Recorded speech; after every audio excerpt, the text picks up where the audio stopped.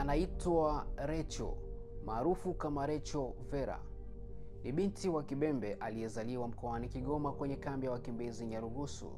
Ni binti mwenye vipaji vingi, ikiwemo ni pamoja na kipaji cha uigizaji, uimbaji na kucheza. Binti huyu alipata bahati ya kuingia nchini Marekani na hadi sasa hivi maisha yake yote anaishi nchini Marekani.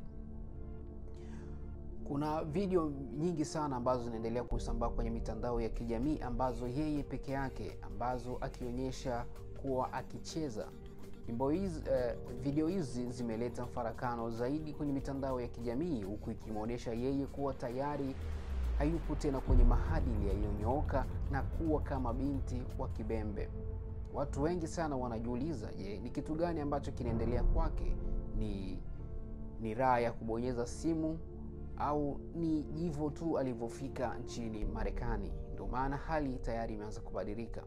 Binti huyu inasemekana kuwa ni alikuwa binti mstaarabu sana na mwenye heshima nyingi sana.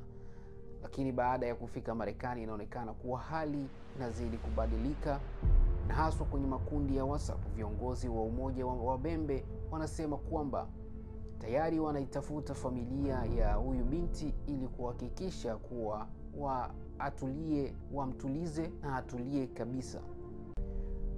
Video zake ambazo tayari yeye mwenyewe anazisambaza ni video ambazo zina maadili mema kwenye macho ya watu wengi, na hususa yeye kwa binti ambaye ni wa Kibembe ambaye anategemewa siku zijazo aje kuolewa.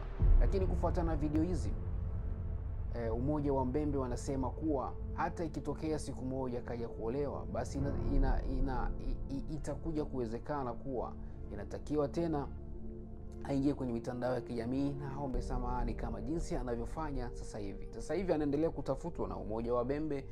Umoja wa viongozi wa Wabembe wanaendelea kumtafuta. Anaitwa Rachel Vera, ni mwigizaji, mwimbaji na dansa. Lakini kufuatana na video hizi, sidhani kama ile heshima ambayo tayari watu walikuwa wanampa toka kipindi yupo Nyarugusu na hadi sasa hivi, sidhani kama ataendelea kuipata heshima hiyo. Ni kwa sababu tu ya hizo video zake chafu zinazoendelea kusambaa kwenye mitandao ya kijamii, na hivyo ndiyo hali ambayo yeye mwenyewe kajitakia. Anapenda maisha mazuri, sijui anafikiri kitu gani. Je, una kipi cha kumshauri wewe kama mfuatiliaji wa Jail Passenger? Naitwa Omri Amegene UG Star. Tukutane kwenye komenti juu ya tukio hili ambalo linakwenda kumtokea hivi karibuni huyo Rachel Vera anayetafutwa na viongozi wa umoja wa Bembe sasa hivi. Naitwa Omri Amegene UG Star na ni Jail Passenger. Hakikisha tumetufollow ili uwe wa kwanza kupata taarifa zetu. Asante.